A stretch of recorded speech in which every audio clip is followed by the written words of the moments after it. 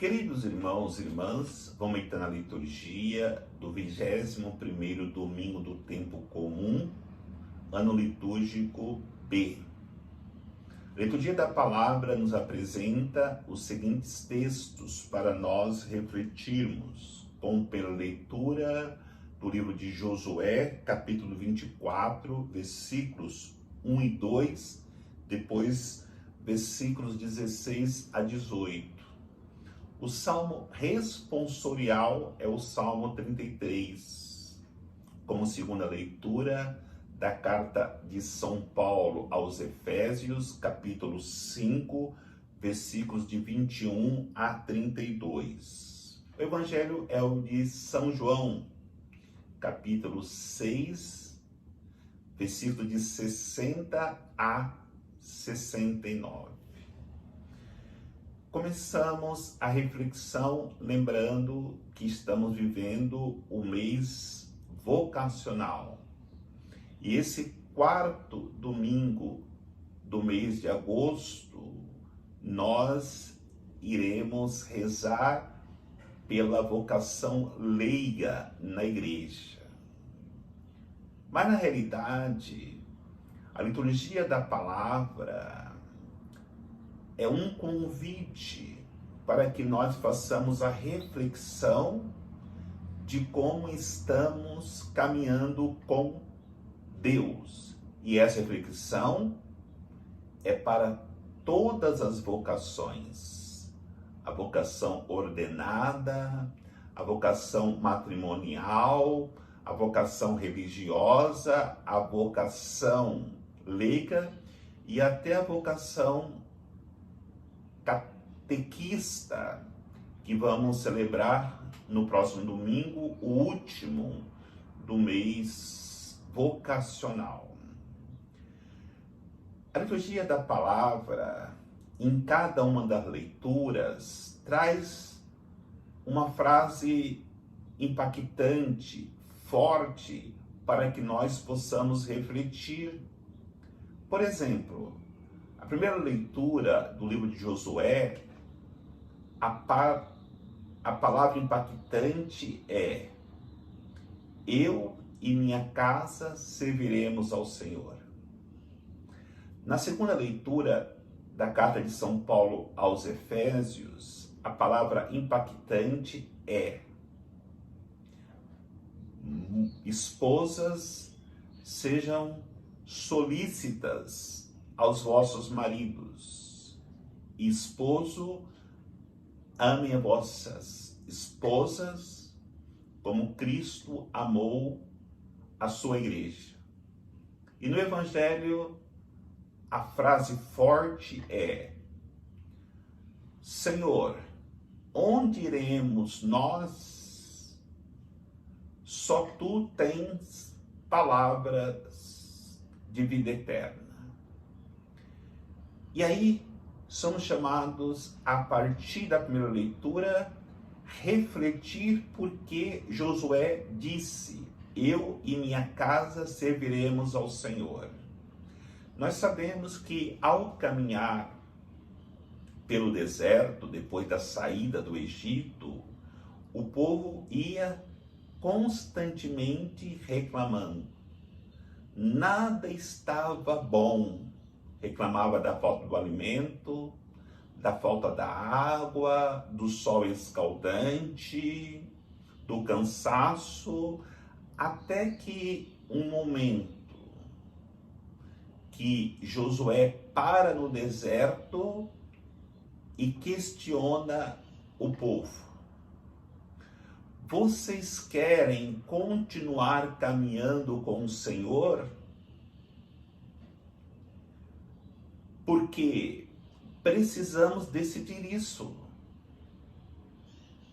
E Josué diz: eu e minha casa serviremos ao Senhor. E vocês?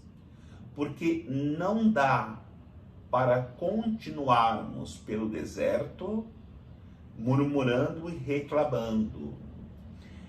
Esta realidade serve para nós hoje em nossas vocações. seja ela qual for, porque nós nos assemelhamos a esse povo caminhando pelo deserto e murmurando. Reclamamos de muitas coisas. Reclamamos muitas vezes na paróquia que a liturgia não está boa, que não ajuda o pobre, os pobres, que o cântico, a equipe do coral não está cantando direito, ou reclamamos da nossa própria família, ou reclamamos da igreja. Precisamos decidir quem que nós queremos servir. Mesmo porque não podemos generalizar, na caminhada pelo deserto tinha os que iam murmurando. E tinha os que eram fiéis, que aceitavam tudo como prova de Deus, aceitavam tudo como tribulações que Deus permitia para que eles pudessem chegar na terra prometida. A realidade hoje é a mesma, não podemos dizer que todos caminham murmurando. Quantas pessoas em suas vocações vivem uma verdadeira santidade? Isso é na vocação sacerdotal, ou ordenada, na vocação matrimonial, na vocação religiosa, na vocação leiga. Quantos leigos vivem uma vida de verdadeira santidade? Mas quando tem ali pessoas que caminham murmurando, atrapalha a caminhada da comunidade, atrapalha a caminhada da igreja, atrapalha a travessia do deserto. Por isso Josué diz, temos que resolver isso agora. E de fato, ele questiona o povo e o povo diz, se propõe, promete a viver a fidelidade. Nós sabemos que não conseguiram, prometeram, mas por causa da doença do coração, todos morreram no deserto sem adentrar a terra prometida. Que nós hoje possamos dizer ao Senhor, eu e minha casa serviremos ao Senhor e permaneçamos de fato na fidelidade na nossa caminhada rumo à terra prometida. Em relação à segunda leitura, nós temos que refletir, principalmente em relação à vocação matrimonial, que muitas vezes essa frase de São Paulo aos Efésios se torna uma frase que as mulheres não gostam muito, porque na hora que ele fala, mulheres, esposas, sejam solícitas aos vossos maridos.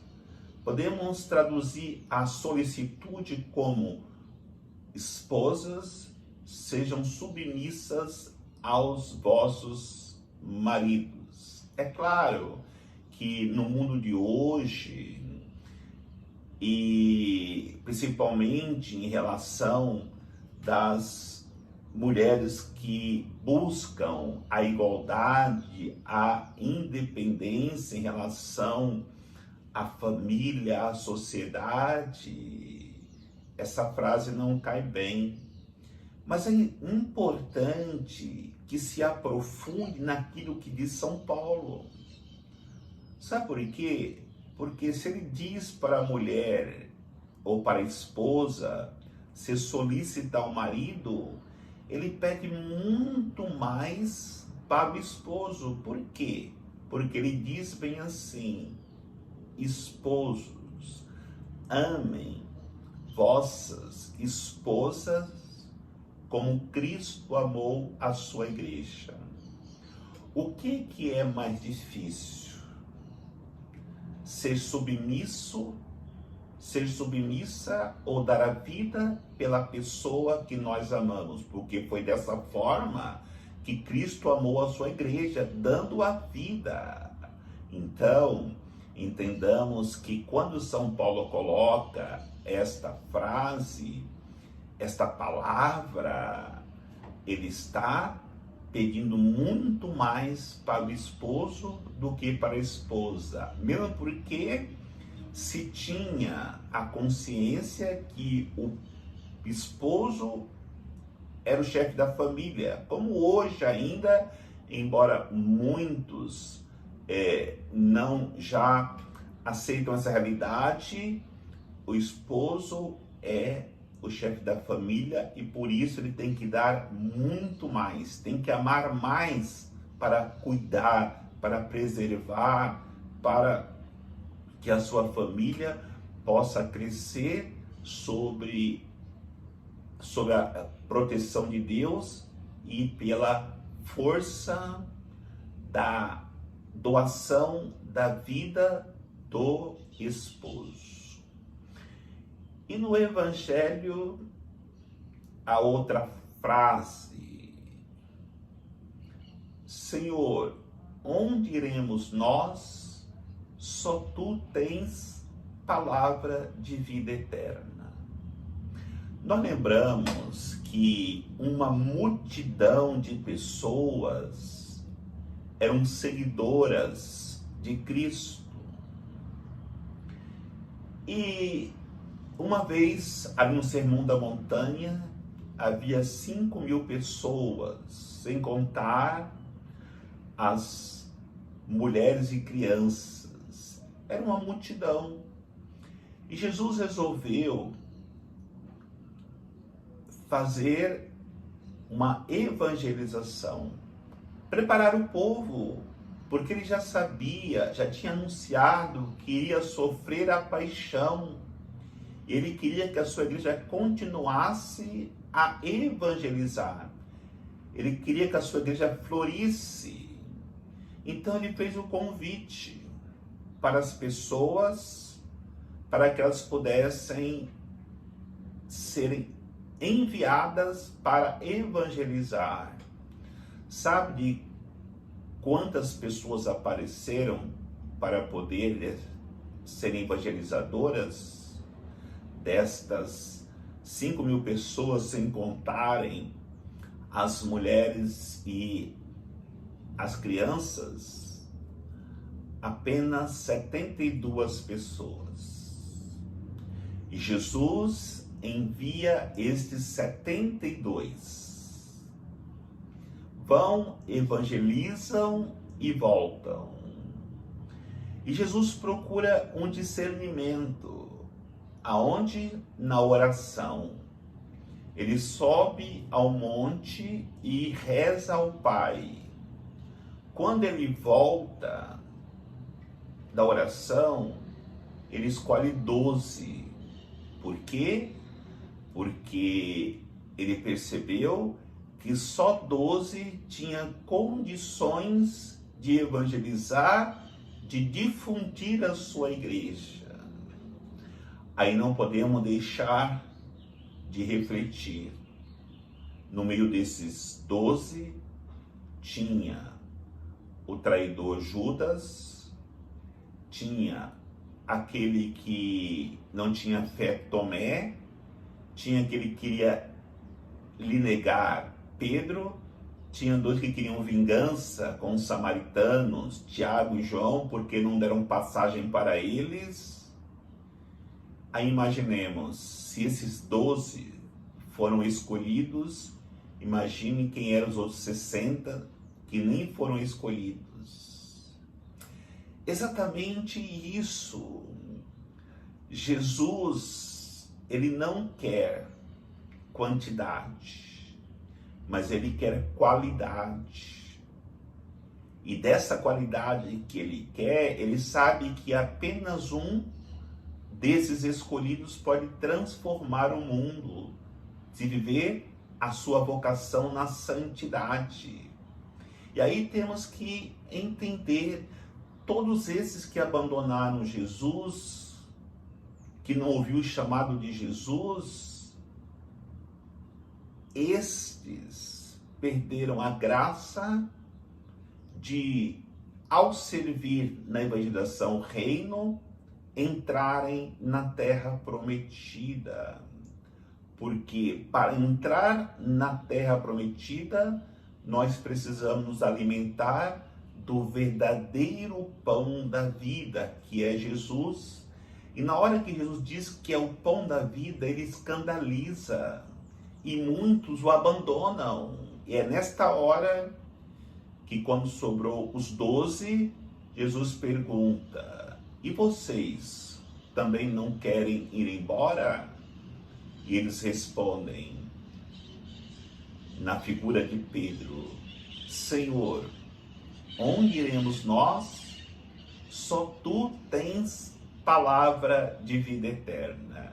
Exatamente isso que devemos responder em nossas vocações: ordenada, matrimonial, religiosa, leiga, de catequista.